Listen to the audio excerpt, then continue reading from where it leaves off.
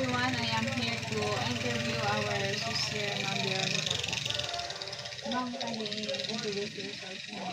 Miss Queen, I am Veronica Ting. I am 59 years old from Libo, Bagulin, La Union. What inspired you to start your small store or business, ma'am? My children, How did you decide on the products to sell? it helps others, needs and wants.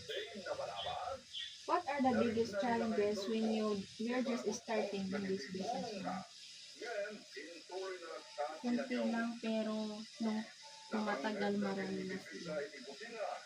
How do you manage your daily store operations?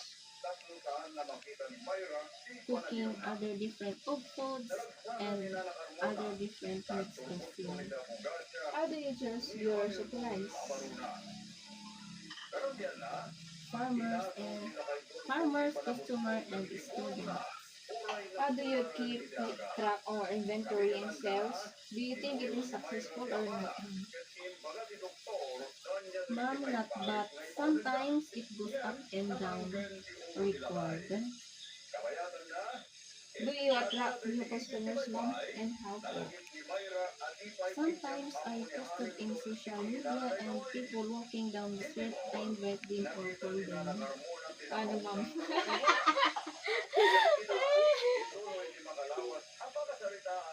How do you handle your customer complaints or feedback? If there is complaints on my product, I accept to change it. Do you, how do you price your product, ma'am? Sa, sa pamamagitan ng pagdagdag ng 1 or 2 peso kada produkto. What skills do you think are the most important for running store? Sa pagiging matyaga, parespeto sa mga bumibili. How do you balance your time between the store and your personal life?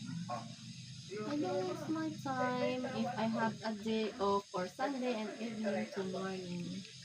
What advice would you give to someone who wants to start a small store? Ang i-advise ko sa mga kagaya kong seller ay dapat nating